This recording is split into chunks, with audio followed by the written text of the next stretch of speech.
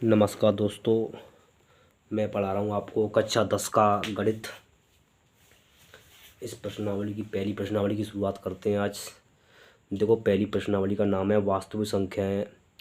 देखो, वास्तविक संख्या होती क्या है कि अपरिमेय और परिमेय संख्याओं से मिलाकर बनती है वास्तविक संख्याएं। सभी प्रकार की संख्याओं से मिलकर बनती है वास्तविक संख्याएं, लेकिन ध्यान रहे इसमें कभी काल्पनिक संख्याएं नहीं आती हैं। क्लियर? तो 1.1 में आपका सवाल पहला ये है कि निम्नलिखित संख्याओं का एचसीएफ ज्ञात करने के लिए यूक्लिड विभाजन एल्गोरिथम्स का प्रयोग करना है। पहला सवाल है 135 और 225 का एचसीएफ निकालिए। तो आपको क्या करना है, आपको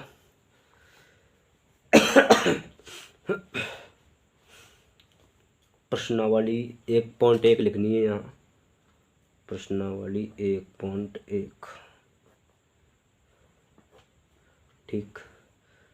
पहले का पहला सवाल है आपका 135 व 225, यही है ना। तो नीचे लिखेंगे आप यूक्लिड विभाजन प्रमेय से। तो हमने यूक्लिड विभाजन प्रमेय से लिखा क्योंकि ये विभाजन प्रमेय होती है a बराबर बी क्यू प्लस आर, यानी कि भाज्य बराबर भाजक गुणा भागफल प्लस शेषफल। तो आप चरण नंबर फर्स्ट लिखेंगे। यहाँ सबसे छोटी और सबसे बड़ी संख्या को छांटेंगे इसमें से। तो सबसे बड़ी इनमें से 225 है। 225 को आपने बाएं पक्ष की ओर लिखा और 135 है उसको आपने दाएं पक्ष की ओर लिखा। 135 का 225 में भाग लगाया तो एक बार गया और शेषफल आ गया आपका 90। ऐसे ही लिखना है आपको चरण नंबर 2। 135 को लिखेंगे आप इधर और जो आपका शेषफल आया था उसको आप दाएं पक्ष की ओर लिखेंगे।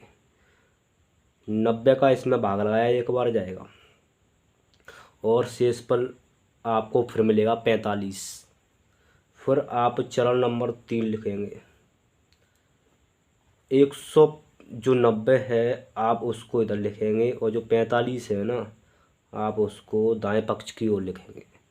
45 का 90 में लगाएंगे भाग, 2 बार जाएगा और शेषफल आएगा 0। जब तक सॉल्व करते हैं तब तक 0 शेषफल नहीं आ जाए। अब 0 शेषफल आ गया तो लास्ट में लिखना पड़ेगा HCF बराबर 45। ऐसे करना होगा। ये हो गया पहले का पहला। अब देखते हैं पहले का दूसरा है 196/38,220, यानी कि दूसरा सवाल स्टार्ट हो रहा है। आप 196 व 38,220, ठीक। वही फिर लिखना है आपको यूक्लिड विभाजन प्रमेय से। यूक्लिड विभाजन प्रमेय से वही फॉर्मूला होता है a बराबर b q plus r. Clear? अब आपको यहाँ चरण नंबर फर्स्ट लिखना पड़ेगा। यहाँ देखिए 196 और 38,220 में से कौन सा बड़ा है उसका चिन्ह लगा दो। जो बड़ी संख्या है उसको बाएं पक्ष की ओर लिखो, जो छोटी संख्या है उसे दाएं पक्ष की ओर लिखो। इसका इसमें भाग लगाया तो 195 बार भाग जाएगा। कितनी बार भाग जाएगा? 195 बार। और शेषफल बचेगा 0, यानी कि पहले चरण में 0 आ गया। तो आपका HCF कितना आएगा? 196। डायरेक्ट उत्तर हो गया पहले चरण में ही। दिखा देता हूँ आपको भाग देकर, क्योंकि 196 को लिखो आप यहाँ और 38,220 है ना उसको ऐसे लिख लो। ये रफ कार्य के लिए है, रफ कार्य, ठीक है। 196 का भाग लगाया एक बार जाएगा, 196 में से घटा देंगे, 12 में से 6 गए तो 6, ठीक है। ये बचे आपके 17 में तो 9 गए तो 8, ठीक है। 70 में से 9 गए तो 8, 2 में से गया तो 1 और अंक उतारा 2 का। फिर 196 को आप ऐसे लिख लो यहाँ, 196 को गुणा करके देखते हैं। चलो 5 9 में गुणा करके देखते हैं।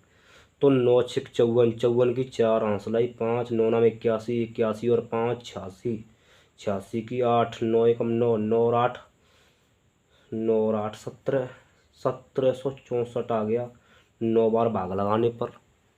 फिर इसको आप घटा लो, घटाएंगे तो इसको और इसको हम, तो क्या होगा, ये आ गया आपका 98 और अंक उतारेंगे 0 का, 980 हो गया। फिर देखो 196 का गुणा कर दो आप 5 में, 196 गुणा 5 में करेंगे तो 980 ही आएगा। तो यहाँ लिख दिया मैंने 5, 980 आ गया, घटा के देखा तो 0 आ गया। इस तरीके से हो गया आपका दूसरा सवाल। अब देखते हैं तरीका नंबर तीसरा।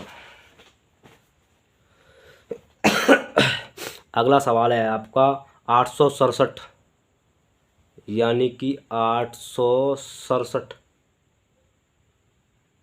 और 255। यहाँ लिखो आप 867, यानी कि पहले का तीसरा सवाल है 867 वो 255। क्लियर। वही फॉर्मूला लगाना है आपको यूक्लिड विभाजन प्रमेय से, यूक्लिड विभाजन प्रमेय से। प्रमेय क्या होती है, वो प्रमेय होती है a बराबर BQ प्लस R। यहाँ चरण नंबर फर्स्ट डालना पड़ेगा आपको। जो छोटी संख्या है बड़ी संख्या है उसकी पहले छांट करते हैं यहाँ से, बड़ी संख्या की ओर बड़े तीर का निशान लगा दिया। जो बड़ी संख्या होती है उसको लिखेंगे आप बाएं पक्ष की ओर, जो छोटी संख्या है उसको लिखेंगे दाएं पक्ष की ओर।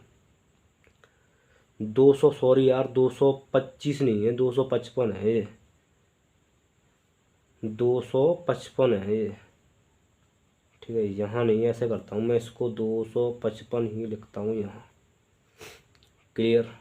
अब 255 का भाग लगा दो आप इसमें। देखो भाग लगाएंगे तो भाग जाएगा 3 बार। मैं भाग दे के दिखा देता हूँ आपको। यहाँ देखो भाग को, मैं भाग देकर दिखाता हूँ आपको। जो 255 है और 867 है ना, इसका भाग लगाता हूँ मैं इसमें, तो 3 बार जाएगा। और 255 का यहाँ गुणा करके देखते हैं। 5 या 15, 15 1, 5 या 15, 15 16, 16 की 1, 5 6 6 और 1 7, यानी कि 765, 765, यानी कितना आ गया 98, सॉरी 102 आ गया। कितना आ गया 102। अब इसको, ये तो हो गया आपका रफ कार्य। हटाओ इसको यहाँ से, आप यहाँ नए सिरे से लिखेंगे चरण नंबर फर्स्ट डालकर। 867 बराबर 255 गुणा 3 और शेष पर बचा 102। अब लिखेंगे चरण नंबर 2। चरण नंबर 2 में क्या करना है आपको, जो 255 है उसको लिखेंगे इधर और 102 है उसको लिखेंगे इधर। 102 में भाग लगा दो, ऐसा करते हैं 102 का 2 में गुणा किया 55 में, तो आपका बचा यहाँ पर 51। ऐसे ही लिखेंगे चरण नंबर 3। अब 102 है ना, 102 को आप यहाँ लिखो और जो 51 है उसको यहाँ लिखो। 51 का 2 में देंगे और शेष पर आ जाएगा आपका 0। जब तक करेंगे जब तक क्या नहीं आ जाए, 0 नहीं आ जाए। तो आपका HCF आ गया 51। ये हो गया एक। तो अब नए सवाल पढ़ते हैं। नया सवाल क्या कह रहा है आपका, नया सवाल कह रहा है आपका, देखिए दूसरा सवाल। दर्शाइए कि कोई धनात्मक विषम पूर्णांक 6q+1 या 6q+3 या 6q+5 के रूप का होता है जहाँ q कोई पूर्णांक है। समझिए।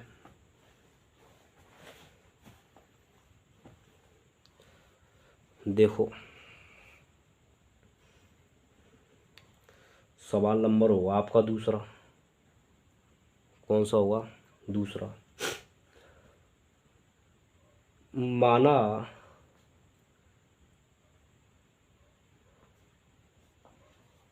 कोई रूप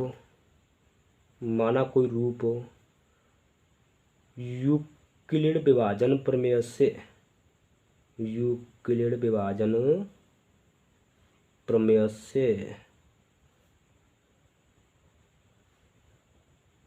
ए बराबर बी क्यू प्लस आर है।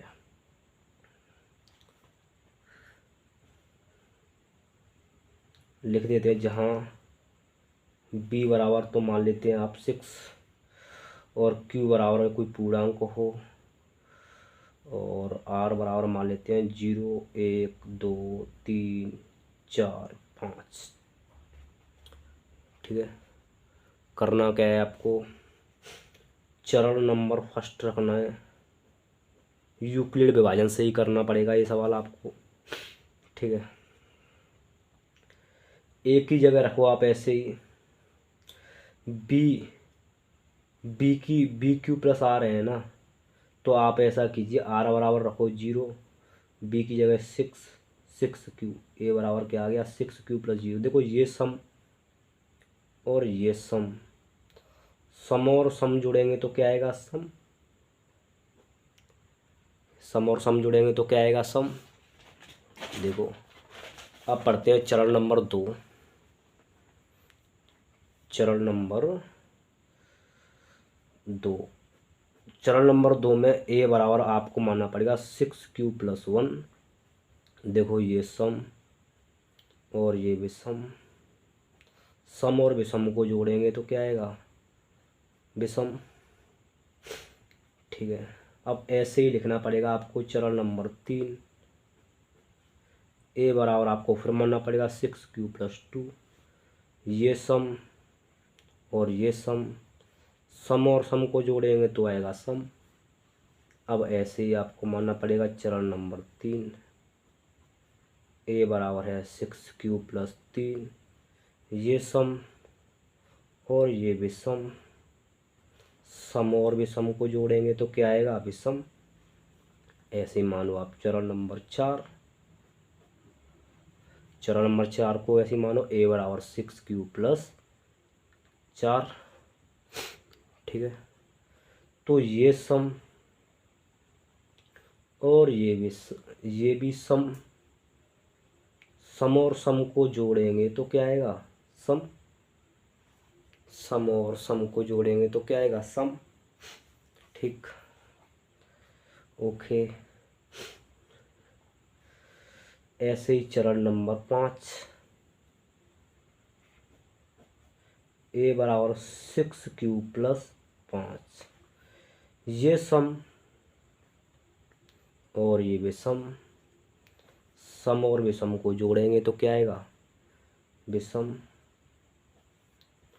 तो लास्ट में लगे ना, अतः देखो ये विषम, ये विषम, ये विषम,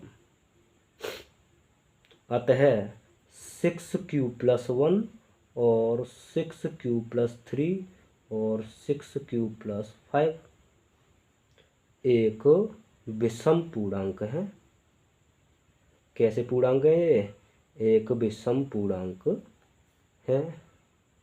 सत्यापित हुआ। ऐसे निकालना है। अब देखते हैं अगला सवाल। अगला सवाल कह रहा है,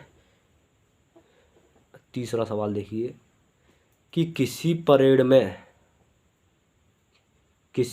में 616 सदस्यों वाली एक सेना की टुकड़ी को 32 सदस्यों वाले एक आर्मी बैंड के पीछे मार्च करना है। दोनों समूहों को समान संख्या वाले स्तंभों में मार्च करना है। उन स्तंभों की अधिकतम संख्या क्या होगी जिसमें वे मार्च कर सकते हैं? देखो आपको सवाल नंबर कौन सा हुआ? तीसरा। देखिए सवाल नंबर तीसरे को। क्लियर। सवाल नंबर तीसरा है, तो आप कुछ मत कीजिए।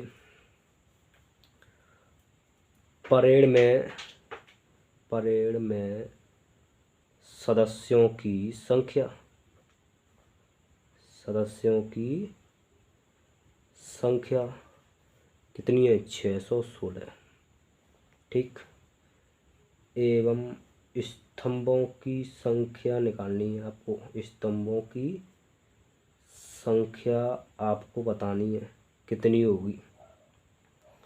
और मार्च में सदस्यों की संख्या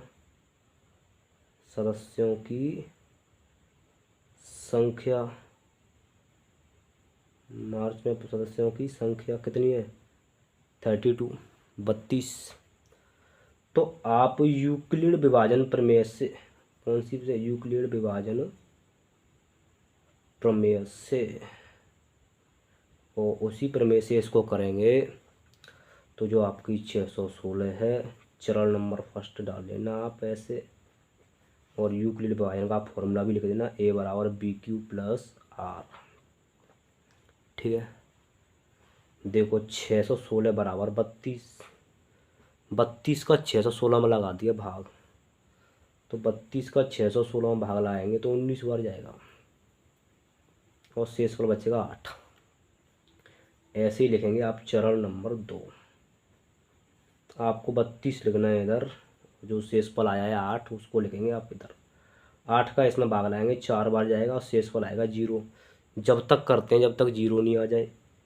तो आपका HCF आ गया 8। लास्ट में लिख देना अतः स्तंभों की संख्या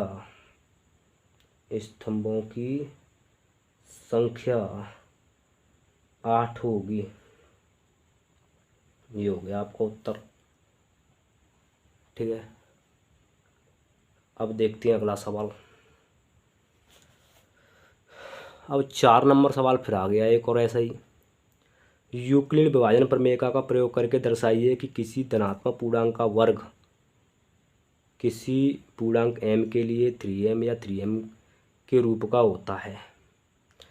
तो यह मान लीजिए, संकेत दे रखा है उसने, यह मान लीजिए कि q कोई धनात्मक पूर्णांक है, तब यह 3q और 3q + 1 3q + 2 के रूप का लिखा जा सकता है। इनमें से प्रत्येक का वर्ग कीजिए और दर्शाइए कि इन वर्गों का 3m या 3m + 1 के रूप में लिखा जा सकता है। देखिए कैसे करना है। संकेत तो उसने पहले दे रखा है, तो माना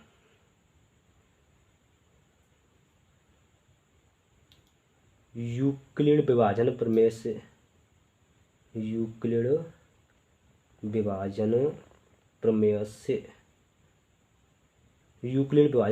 से चरण नंबर फर्स्ट हमने लिखा कि 3q को मान लिया मैंने a, या a बराबर लिख लो आप 3q। अब इसका कर दो वर्ग, a का वर्ग और 3q का वर्ग हो 9q²। इसको मैं कॉमन लूँगा तो यहाँ से 3q² हो गया। अब माना 3q² को मान लेता हूँ मैं m। क्लियर। इस पूरे की जगह मैं क्या रख दूँगा? m, यानी कि a² बराबर क्या आ गया? 3m। पहला चरण क्लियर हो गया है ना। अब देखते हैं दूसरा चरण, चरण नंबर 2।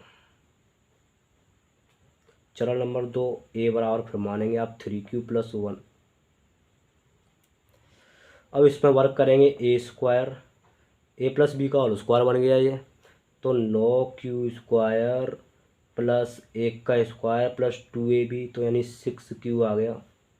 तो a² बराबर, इन दोनों को एक साइड लिखो, 3 कॉमन लेके लिखो, 3q² + 2q और +1। ठीक है। अब ऐसे ही मैंने इसको मान लिया, इस पूरे को क्या रख दूंगा मैं? m।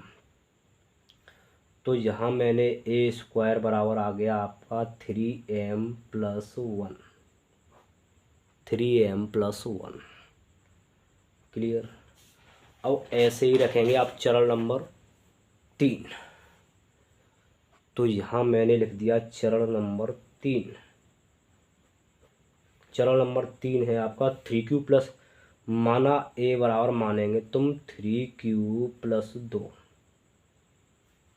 ठीक है, 3Q+2। वर्क कर देंगे तो A² 9Q² प्लस 3 दूनी 6, 6 दूनी 12Q प्लस 2 का वर्ग कितना होता है 4। कुछ इस टाइप का आएगा। तो आपको कुछ नहीं करना है, 9Q² प्लस 12Q और 4 को लिख सकता हूँ मैं 3 + 1। क्लियर बेटा। इन तीनों में से मैंने ले लिया कॉमन, 3 कॉमन ले लिया तो यहाँ बचा 3Q² प्लस 4Q और +1 और पीछे +1 लग ही रहा है, ठीक है बेटा। इस पूरे को मान लूँगा मैं m, तो A² बराबर क्या आ गया 3m+1, यानी कि अतः m 3m और 3m+1 एक धनात्मक पूर्णांक का वर्ग है, यानी कि एक पूर्णांक का वर्ग है। सिद्ध हो गया, ऐसे लिखना है। अब पढ़ता हूँ अगला सवाल। अगला सवाल है 5वां नंबर का। सवाल क्या है कि यूक्लिड विभाजन प्रमेय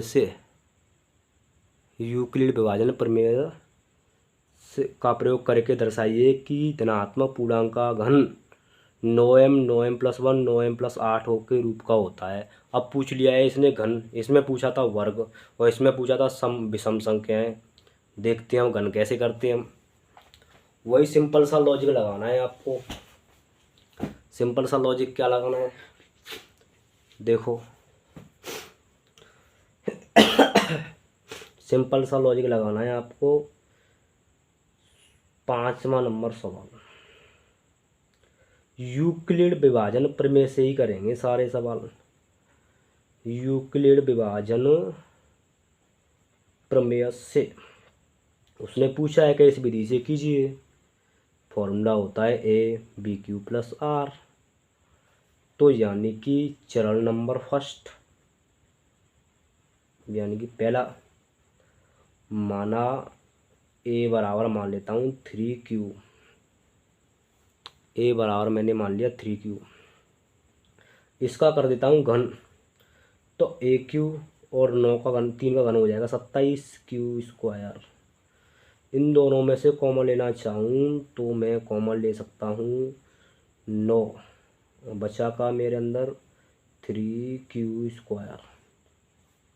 इस पूरे को मान लिया मैंने, माना 3Q² बराबर m। ये स्क्वायर नहीं Q है, ये Q लगा हुआ है स्क्वायर, सॉरी गलती हो गई, स्क्वायर नहीं Q है। तो इसकी जगह मैंने 9m हो गया। पहली लाइन क्लियर। अब ऐसे ही निकालूंगा दूसरा चरण, चरण नंबर 2। चरण नंबर 2 कैसे निकालना है, वही माना A बराबर 3Q+1। फिर इसका करना है घन, तो A का घन ये हो गया। घन का मैं डायरेक्ट फॉर्मूला लगा देता हूँ यहाँ। 3 का वर्ग करेंगे तो आएगा 9, 3 का घन करेंगे तो आएगा 27Q³ प्लस 1³ प्लस 3A² यानी कि 3 का square 9, 9 30 27, 27Q² plus 3AB 3 3 9Q, ये आ गया। अब इसको